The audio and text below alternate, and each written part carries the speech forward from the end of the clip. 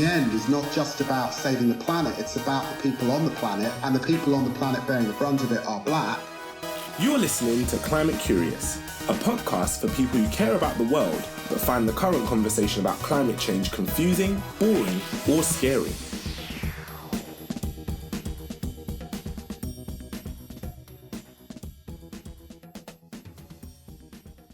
Okay, so we're back again. Hello, Maryam. Hello, Ben. How are you feeling this week? I know you're feeling a little bit anxious last week. Let me tell you, what a difference a week makes. Well. What a difference a week makes. What a difference 4 days made. Yeah. I am feeling good. I'm feeling good. And you know what? I'm not going to get into the details here, but I'm feeling hopeful. I've been thinking a lot this week about how we can celebrate wins and celebrate good things, even if we know that there's more work that needs to be done. I feel like after 5 years of essentially being in total darkness, I see a little light at the end of the tunnel. And I know that it's really far away and I have a long way to go to get there, but there's a light for the first time. And it's doubly sweet, right, because of representation. I don't know if that's too specific, but... Yeah, it is. It just feels nicer, a little bit nicer. To have a woman of colour elected to such a high office, I think anywhere in the world, I think is just such a win. Yeah, I'm feeling good. That's good. Your optimeter is high today. Yeah, so we always talk about how you're optimistic you're feeling, but yeah, my optimistic dial has turned up a few notches. That's good. I'm happy about that. I feel like the world. I feel like that's a resounding feeling. Do you know what I mean? Generally across the board, spirits are feeling a little bit higher. If we go all the way back to what Charmian was saying in our very first episode, both and. I can both feel happy and hopeful and know that I still have work to do. So that's what I'm embracing. I'm embracing the both and of it. Right. Okay. So today's episode, we're talking... about some really interesting stuff, actually, and this is probably a conversation that I feel like I want to have. Do you know what I mean? Out of all of the conversations that we've had, this is definitely number one on my agenda. And I'm gonna start us off with a question, bearing in mind that neither of us are white people, and I want to know. That is true. When as a non-white person, did you start to realise or start to care about climate change and realise that it was an issue for you? That is such a difficult question to answer. So I can tell you that I've always kind of cared about climate change, but in a very abstract way. And so when I was really little, I wanted to save jaguars in the rainforest. Even over the last 3 or 4 or 5 years, I've had real sympathy towards the climate change movement, and I've tried to make good climate decisions, but not really, as our confessions have shown. But I think that this year I was just dove headfirst into this conversation, into this discussion, into this world through my work, and I have to be very honest that I had never thought about the intersection of climate change and race, except for, and I think you might agree with this, except for this idea that in faraway places, there are things happening to, black and brown people that are to do with water scarcity or to, so I in that sense that in faraway places, we can see the first impacts of climate change, and it's happening to black and brown people. That I've known for a long time, right? Because that's more of, I guess, my background and my work. But I hadn't really connected it to me in the UK or in the West until this summer. This is really new for me. I had the privilege of working with some amazing people who are doing just that, but in the US. And it really struck me. And once you see it, this is something you can't unsee. Right. Because for me, it's today, right? I haven't, obviously I've thought about it. And I know enough to say that climate change disproportionately affects people of colour. But beyond that, I wouldn't say I know very much about the topic at all. And I feel like I should. Do you know what I mean? I feel like I'm meant to know the answers. But I think that's why we're lucky to have the guest that we have today, right? Yes, exactly. Our guest this week is, in my mind, the perfect person to take us through this exploration of race and climate change, essentially.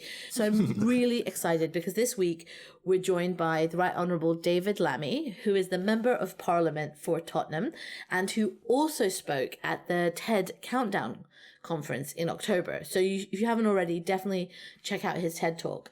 Now, for those of you who aren't familiar with David's amazing work, I really want to tell you a little bit about him because I think I'll give you context to where this conversation is going and where he's coming from. David has been a long-term advocate for fighting for justice on behalf of the Windrush generation. He's campaigned for a humane immigration system. He's sought compensation for the victims of the Grenfell Tower fire. He has worked to expose racial bias in the British criminal justice system. In fact, he was appointed Shadow Secretary of State for Justice in April this year, and he's the first Black MP to hold the justice post, either in government or opposition. So I think there could not be a more perfect person to help us have this conversation, Ben. Let's get started, shall we? Let's go. Welcome, David. It's so lovely to have you on the podcast with us. Thank you so much for asking me. I want to start right at the beginning and ask you, how did the climate emergency become a priority for you? Well, look, I think that this is a combination of two things creeping up over time. The one is representing an inner city seat in London. Tottenham is at the sort of epicenter, really, of Britain's Black community, its Asian and minority ethnic community. It is a seat with much deprivation, and it's absolutely at the forefront of London's housing crisis. And so I'm meeting lots of families who have really poor housing, they're overcrowded, they are living in polluted areas, their kids have asthma, there's sickness, there's stress, and actually many of them may be working in pollutant industries, in factories and things on the outskirts of London.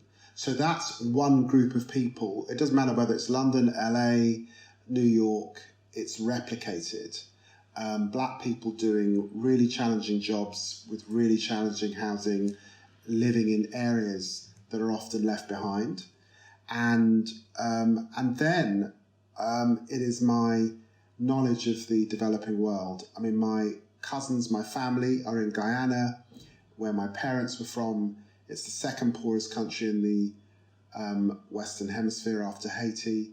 It has much beauty in terms of its rainforests, the Amazon basin, the wonderful fauna species, but it is a country with rising sea levels. It's below sea level, huge problems with floods. In fact, as we are recording this podcast, Tropical Storm Eta is ripping its way through the Caribbean with huge floods, mudslides in Jamaica, Honduras, countries like that, and Guyana's in that zone. So it's basically, for me, I got to climate change because I saw the way that people I came into politics to help, Black and brown people to some extent, whether they are in urban centres like London or whether they are in developing countries like Guyana,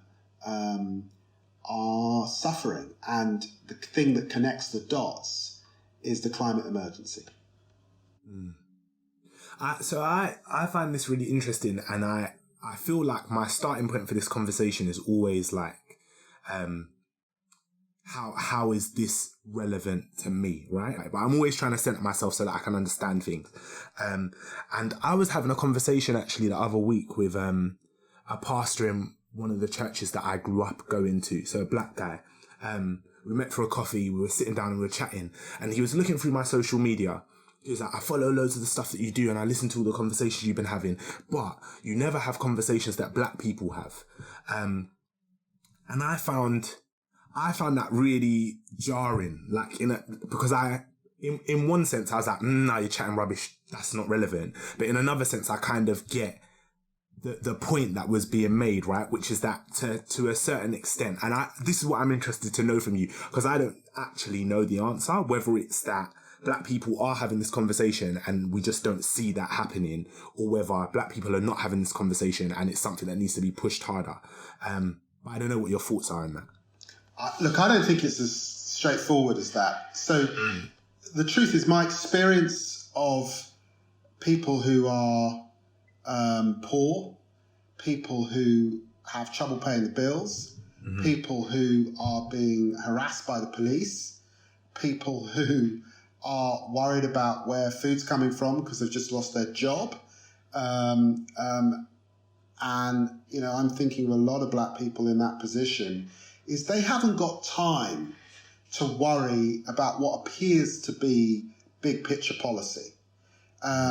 Because there are a lot of daily stresses, and that's certainly the context in which I grew up. And so that's one conversation. And the other conversation is if the climate emergency is all about carbon emissions, if it's about the Green New Deal, but you never connect that to equity, to jobs that matter to people in their communities, that seem real, then of course black people aren't going to be thinking about this, which is why I did my TED talk. One, to connect the dots, to challenge both those who are in environmental organisations, those who are raising their voice about these issues, to remind them that this in the end is not just about saving the planet, it's about the people on the planet, and the people on the planet bearing the brunt of it are black, but also to challenge the black community that if we are protesting for George Floyd, and if we are using the motif, I can't breathe, then please remember that there are thousands of people who can't breathe because they are literally being choked in their communities, or they are experiencing drought, flood, pollution in the global south. And so it's to connect the dots. It's not to exceptionalize one group. I've campaigned as a result of George Floyd's murder, but I'm not going to exceptionalize the African American experience and not say that black people that die in Darfur, which is the first climate change war, if you like, or civil war, if you like, are somehow less important. They are as important.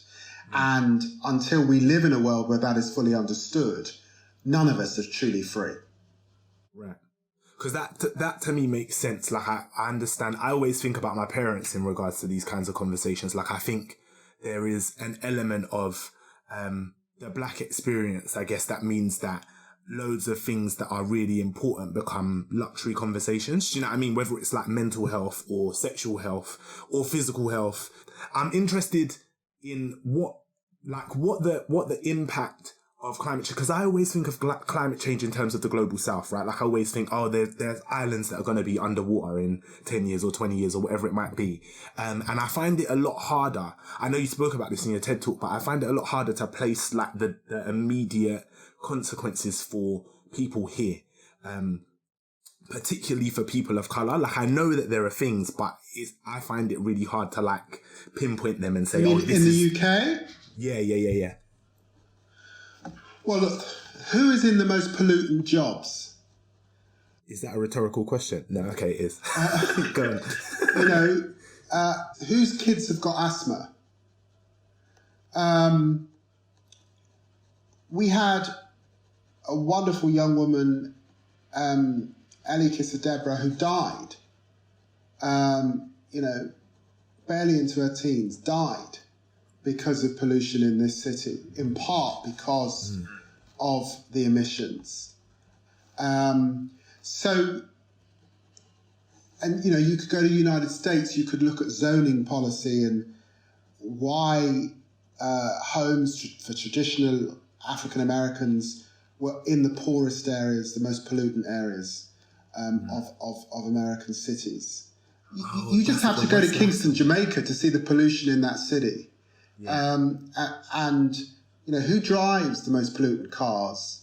Who are the people who are working in agriculture and exposing themselves to insecticides, things like that they shouldn't be, or who are doing, you know, really tough jobs and being exposed to pollutants of all kinds?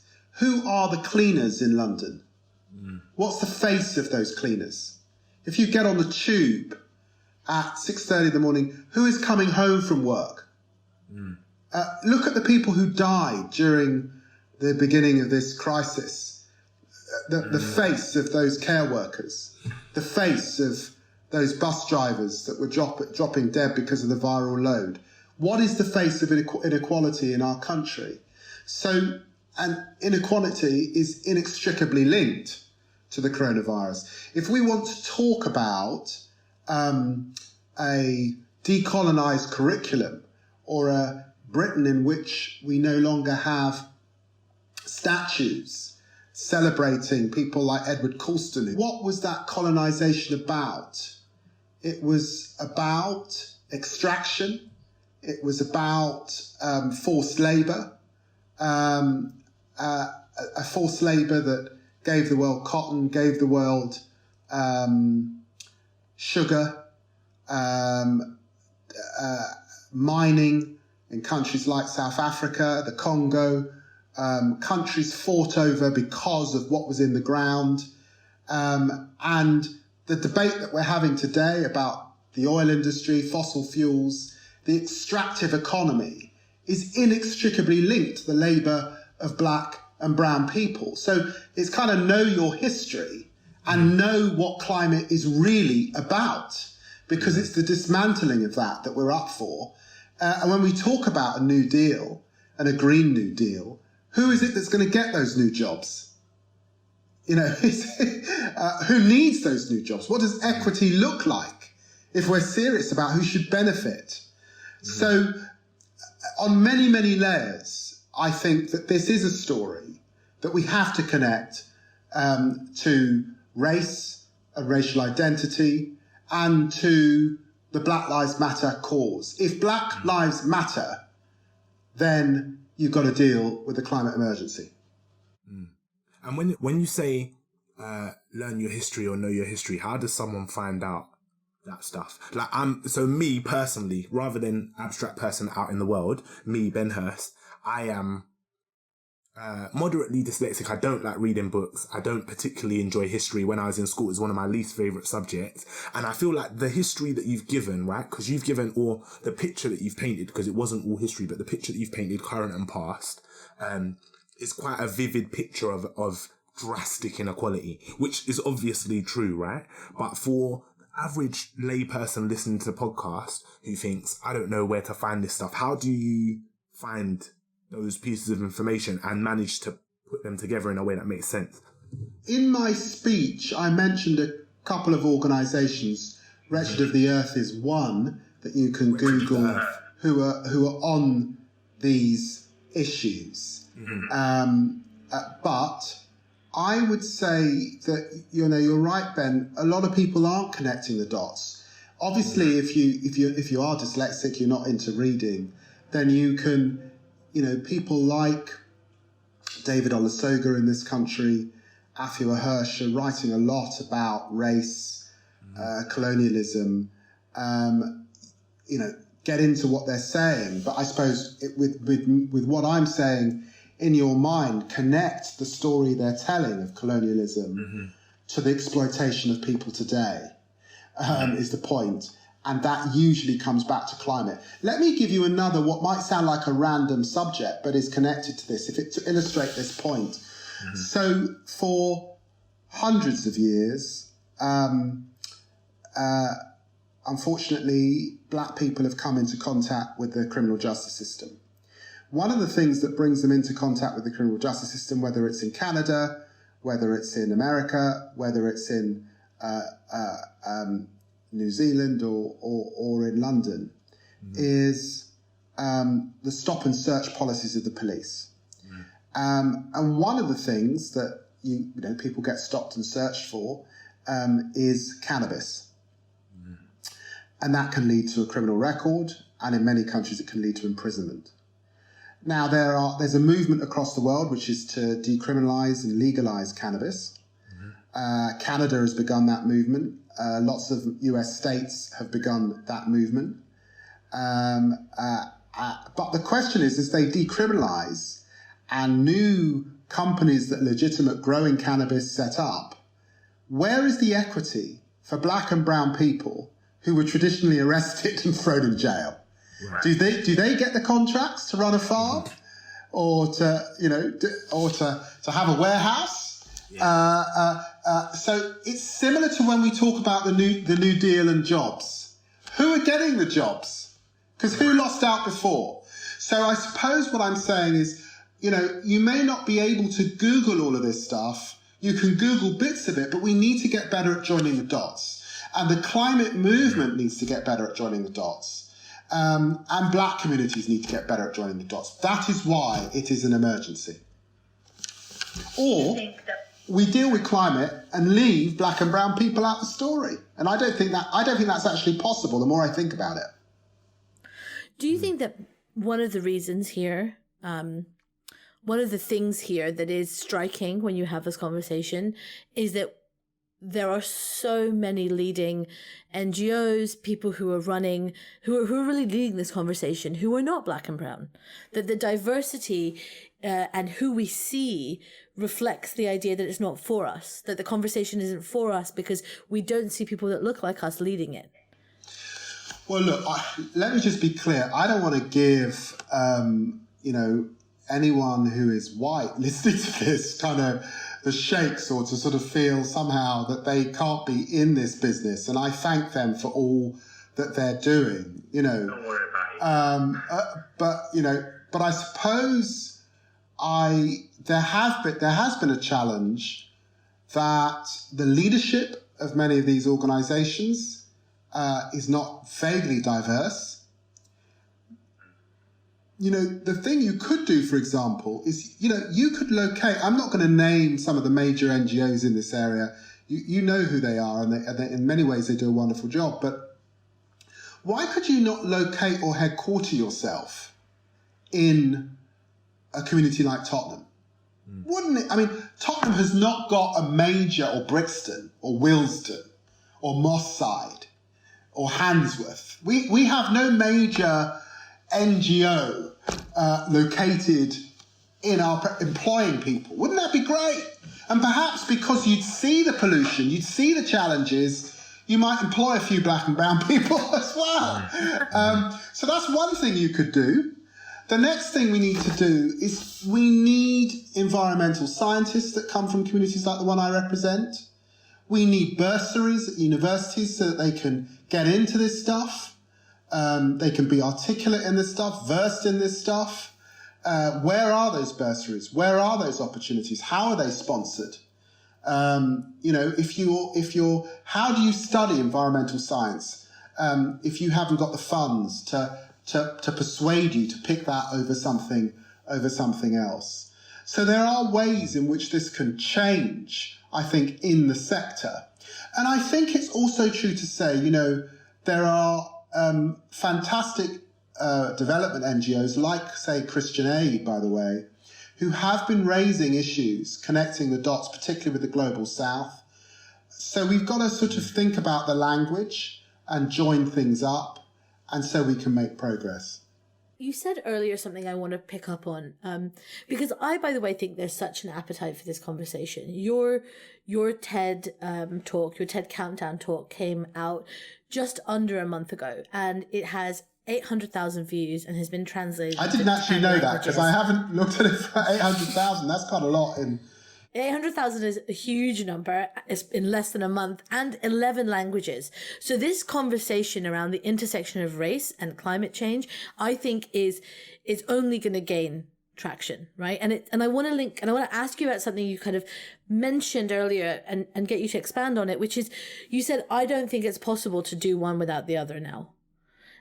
And that's something I think that a lot of leaders that I've spoken to are also coming to, but it's scary for them because for a long time, climate justice and social justice have not been talked about together. Why do you think they are so essentially linked? And how can one help us unlock the other? Well, look, I think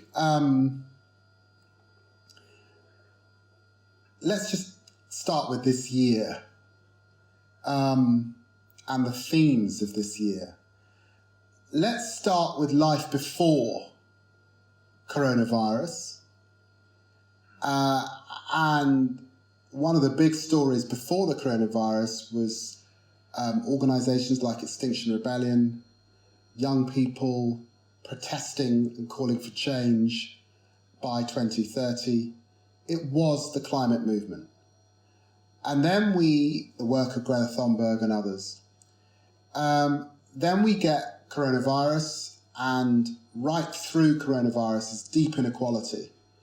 And that inequality, the face of that is in a couple of ways. Who's dying in care homes? Who are those women that work in care homes often, and they're black, ethnic minorities? Why are black people and brown people dying disproportionately in cities like London and New York? And then there's another meta story, which is when we get a vaccine, and we had a vaccine, sort of progress on a vaccine announced yesterday, how will we ensure that the global south has access to that vaccine and isn't just left out of the story? Particularly in a context in which we have President Trump in the United States looking totally inward and denying the disease. And the UK has not been in a leadership position because we're so preoccupied with leading the European Union. And then we also have Black Lives Matter. And we had this huge moment as a result of the murder of George Floyd.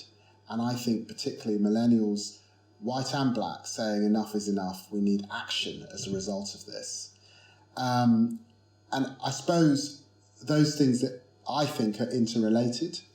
I've made a starter for 10 as to how others can reflect on that, and they'll have their own views and their own contributions to make. But I suppose in simple terms, what I said is if you march for George Floyd, please march for the young woman that I mentioned earlier that died as a result of pollution in this city, or indeed for the Amerindian Brazilians who are being burnt out of the Amazon rainforest. Join the dots, because all of it is vital if Black lives genuinely matter. So I have this question because we are recording this podcast from the perspective of Londoners and people who live in cities, who are urban. When we think about Londoners and people from other big cities, do you think cities can lead the fight against the climate emergency? And in your mind, how are we doing that or not? Well, actually, to be fair, one of the major initiatives where things are actually happening within the climate emergency and the climate movement is in fact in cities. So the truth is there is already a group of cities that come together under the banner of the C40, leading on climate change. And these are mayors like Sadiq Khan, the mayor of New York, the mayor of Chicago, Paris, that actually, in the absence of their countries sometimes doing nothing about climate, and I don't think the UK is doing enough, and it's definitely the case that Donald Trump's America wasn't doing enough, actually in cities, you can do a hell of a lot. You can green buildings, you can mandate issues in relation to carbon emissions, in relation to public sector. You can come up with something like the congestion charge. There's a lot that you as a city mayor can do. You can't do everything, but you can do your bit. And often it's the case that actually the cities are moving ahead, but the nations are behind. And I suppose those mayors are recognising what they can see in real time, which is what underpins the inequality in their communities, and the way in which consumption, actually here in London, we're trying to create livable streets, pedestrianising, getting back to communities where people cycle, they're not jumping into cars, where roads are safe environments for children to grow up in. So if everything goes right, which is like I guess a pretty idealistic way of looking at the issue, but if everything does go right and we do everything we need to do in the next 10 years, what do you imagine London, Guyana, the world will look like in 2030? Well, given that we're now entering into a deep recession, I want to see in 2030 us in richer countries have cut climate emissions substantially, disappearing. And I want to see new technologies, innovation, the New Deal at the centre of our economies. People employed in jobs that we can't even understand exist as we sit here today, 10 years before. At the forefront, basically. That's what I want to see. And I want to see that countries that have been behind on this, the United States, that's about to change because Joe Biden's just been elected. Brazil, I hope we'll see the end of some of the destruction we're seeing in Brazil, have moved in a different direction, and poorer countries really assisted to do what they can. That will be a profound change, and climate denialism will have disappeared. The millennials will now be in charge, and they're a generation that get it. And so the whole language, lexicon, the way we talk about this, it will no longer be, we won't talk about climate change as a sort of afterthought or an add-on. It will be central to the debate, right at the centre of the discussion. I hope also that when we see NGOs protesting and championing that they are more diverse, it's a diverse crowd, and that our whole language is more integrated on these issues. Yeah, that's a lot of change. That's a lot of change in 10 years, but it's achievable, right? This is one of those things where it comes back to human nature. Do we have to wait until our house is on fire before we realise that we need to act? Yeah. Or do we realise now on behalf of our children? And I think that's why the millennials really get this. So I think quite a lot can happen in a short space of time, actually. Yeah, we could fireproof the house in the next 10 years, definitely. Yes. That would be a good idea. That is a wonderfully succinct way of putting it. Let's fireproof the house. Yeah. Brilliant. So let's say people listening are inspired by what you've said, feel like actually they want to be part of creating this hopeful future. What is one action?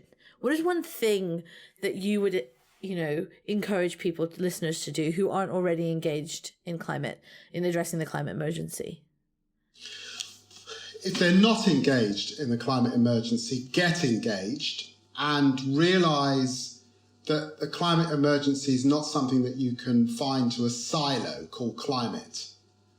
If you are engaged and care about inequality, if you care about poverty, if you care about race and identity, if you care about gender, women, my God, think of women and where they find themselves, particularly in the global south, then get into this space, is what I would say.